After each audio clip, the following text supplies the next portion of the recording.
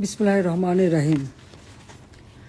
My beloved countrymen, this is Sheikh Hasina speaking.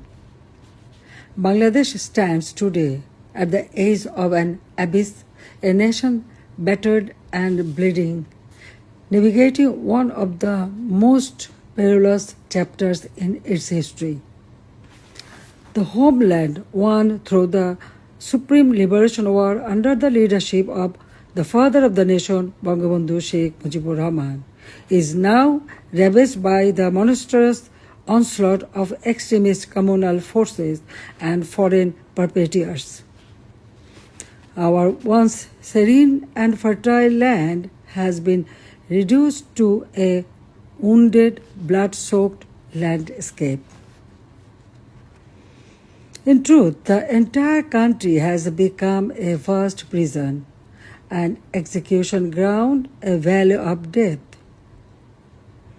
Everywhere, one hears only the cries of the people struggling to survive amid destruction. A desperate plea for life, heart-rending screams for relief. The murderous fascist news, a usurer, a money launderer, a plunderer, a corrupt, power-hungry traitor, has bled our nation dry with his all-consuming perditions, staining the soul of our motherland. On August 5th, 2024, in a meticulously engineered conspiracy, the national enemy, the murderous fascist Inus, and his anti-state militant accomplices forcibly ousted me, though I am the people's representative, directly elected. From that day forward, the nation has been plunged into an age of terror, merciless, relentless, and suffocating. Democracy is now in exile. Human rights have been trampled into the dust. Freedom of the press has been extinguished. Violence, torture, and sexual assault against women and girls raised unchecked. Life and property have no security. Religious minorities face continuous persecution. Law and order have collapsed. From the capital to the remotest villages, mob terror, mass looting, armed robbery, and extortion reign supreme.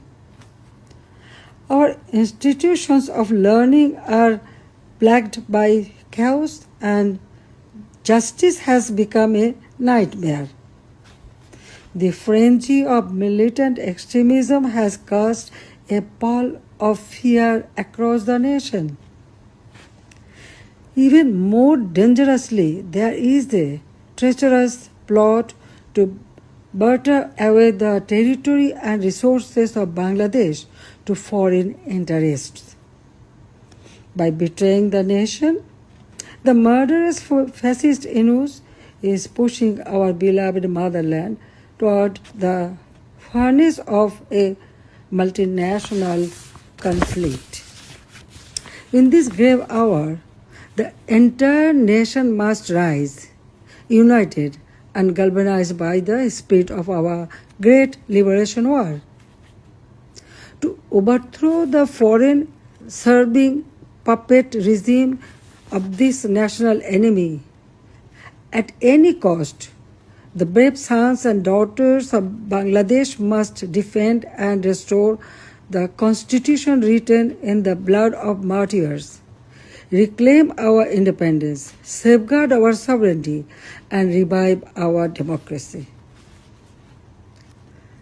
Let us, all democratic, progressive, and non-communal forces of the pro-liberation camp, take a solemn oath to build a human and welfare-oriented democratic state. and to confront with unyielding resolve the treacherous designs of the murderous fascist Yunus and his collaborators. My dear, honest, hardworking, and patriotic people of Bangladesh, our nation is stifled by an unelected, violent regime, whose false promises have quickly been supplanted by chaos, violence, hatred, and corruption. Faced with lawlessness and erosion of your democratic rights, your courage and strength is tested on a daily basis. Please do not give up now. The Awami League is independent Bangladesh's oldest and important political party, inextricably interwoven with our country's culture and democracy, defender of Bangladesh's proud traditions of political and religious pluralism, and the committed upholder of our laws and constitution. At this darkest time for our countrymen and women, we reaffirm our determination to help you restore the thriving homeland that was snatched away from you. The Awami League calls for the following action to help unify Bangladesh and banish the divisive actions of the past 12 months. We urge Muhammad Yunus to stop ignoring his own people and do what needs to be done in order to heal our country by following 5 crucial steps we believe will lead to a better and stronger Bangladesh.